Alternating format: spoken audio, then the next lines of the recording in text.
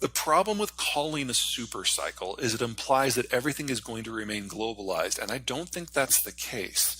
And as the world breaks up into economic blocks, you're going to have different market patterns for each commodity based on where they're sourced and where they're needed. So Okay. in the case of the Western Hemisphere, which is probably going to be more or less one block, this is where most of the world's copper comes from, with Chile, to a lesser degree Bolivia, and then the United States and Canada being the big players. So when you're talking about the world needing to triple the amount of copper, we can't do that. But if all the major copper producers are in one block, then all of a sudden it becomes very doable because we don't need to triple it. We just take the parts that we're going to the rest of the world and we use them locally. That works here. It probably will with lithium as well. All the cobalt's in Congo. There's no way to make that work. Most of the nickel is in Russia. Oh my God, now we're talking about doing a neo-colonial war into Siberia in order to keep the nickel flowing? Oh! So you break up the markets, and the very concept of a super cycle doesn't mean the same thing. Yeah. Like if we get into a world in the next few months where, like, say the Swedes actually drop the information they've got and the Europeans just completely stop all oil and natural gas that is flowing west from Russia. I'm not just saying stop using, stop the flows, because that's where this leads. Energy prices globally skyrocket. And then the Biden administration is going to have to make some interesting choices. In existing American law, the American president can shut off oil exports with a flick of a pen. Does not require Congress. So we could see the world losing Russian oil and American oil at the same time. And in that sort of scenario, you easily get a global price that goes above 150 or even 200. And you easily get a price in the United States that drops below 70 and never rises past 70 again. Again, we're not in a single market anymore, and commodities have yet to reflect that. Hmm. From a global point of view, a global recession is already hardwired in. The IMF actually expects the lowest growth that we have seen since at least the 1980s for the next decade. That it does not take into account demographic decay. That does not take into account a Russia war that goes to its logical conclusion one way or another. So the best case scenario for the world as a whole is roughly 0% growth for the next 10 years. It does not take a lot to take a 0% growth story into recessionary territory. We all need to just kind of pencil that in. But 0 or below on average is not the same as 0 everywhere. In the case of the United States, we need to double the size of the industrial plant. That's highly inflationary, but that's a massive growth story. Yeah, well, one of the things to keep in mind is as the baby boomers are leaving the market because they're all retiring and cashing in their investments, in a couple of years, we're going to be in an environment where if you have capital, that's going to be very valuable. And we're nearing an interesting entry point into the financial markets that can maintain liquidity.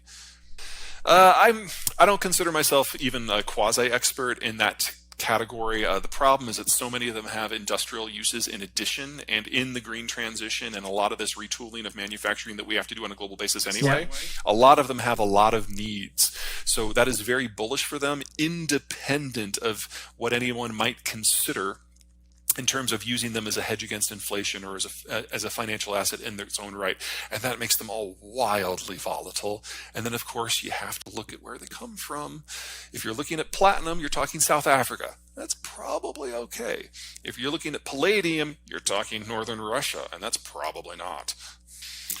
I don't want to give you a price forecast because I don't have one. All I can tell you is that the majority of the world's copper does come from the Western Hemisphere, and I don't see a security reason why the supply should be interrupted. Now, the growth story for copper until now has been hand in hand with globalization, and that's why China has been the world's largest absorber of copper for decades. I think that's going to stop cold. But if we are going to electrify everything, that's technically a bigger demand story. Coal in the United States is in the process of being phased out because the natural gas that comes out of the shale fields is primarily now a waste product, and it just can't compete on price. But if you break down global trade, one of the things that people forget is in terms of international energy patterns, oil and natural gas, those are the low carbon fuels, and they're internationally traded. So you break that down, and most countries have to go back to something they can get locally, which is coal, which is exactly what the Germans are doing today. The world's single largest producer and exporter of fertilizers of all types is Russia. And specifically, nitrogen fertilizers are a subset of natural gas, or produced from natural gas. So as Russian energy falters, you should expect that to go away as well. And roughly half of the world's potash comes from Belarus and Russia specifically, at some very specific sites that are having some technical problems because of labor issues.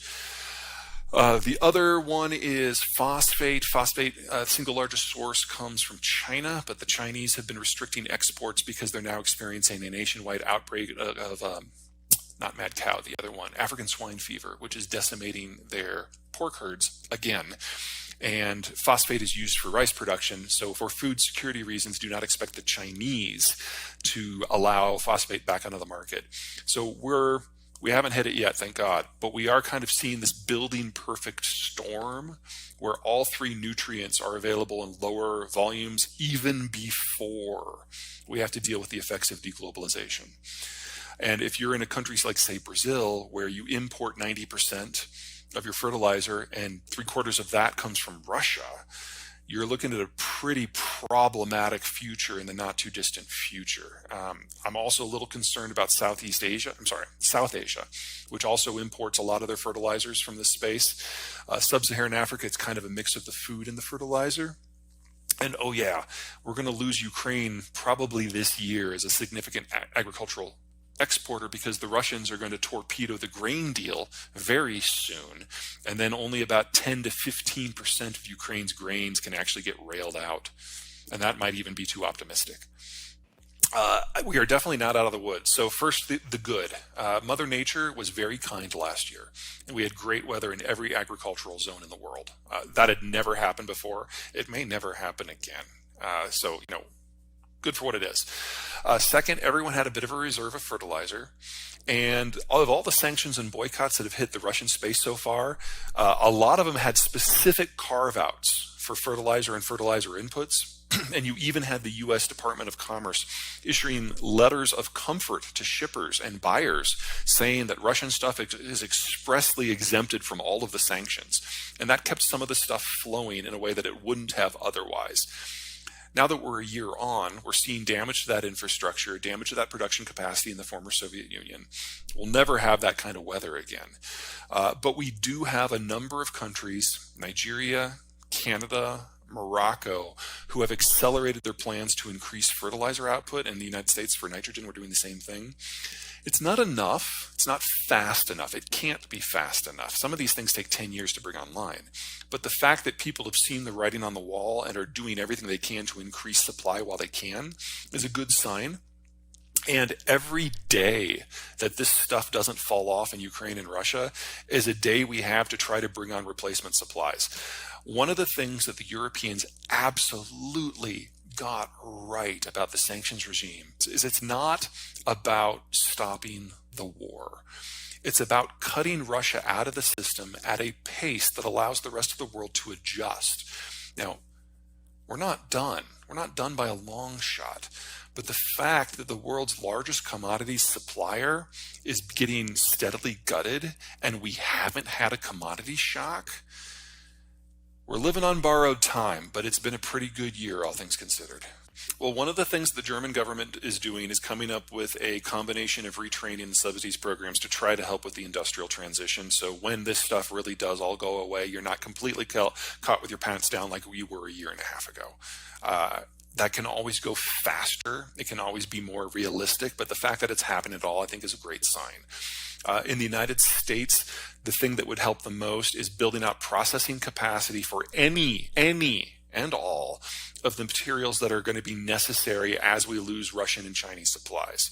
The Inflation Reduction Act, which is a stupid name for what it actually does, is actually our first step in that direction since the 1940s. And so it's inefficient and it's overly expensive and it's sloppy. But for the first time we've done it, it's not bad. People are pricing in, or at least thinking about, what's going on in the Russian space and where that leads. We are not seeing the same degree of forethought in the Chinese space. Now, yes, between COVID and Trump and now Biden, companies have come to the conclusion that China as a supplier of goods to the world is probably never going to regain the heights that they had. And most American investment specifically into the Chinese space today is about servicing the Chinese market. Most of that's going to be lost. And the sooner that we can start the adjustment to whatever's after China, the better. And as the Europeans have shown us, if you take steps early, you can reduce the shock. Where I'm not seeing a sufficient amount of preparation in China or among investors in China to get ready for that. So I think it's very likely that when China does go down, we're going to lose their processed materials and especially their electronics manufacturer more or less at the same time. And that's going to hurt like hell for everyone because that capacity just doesn't exist anywhere else.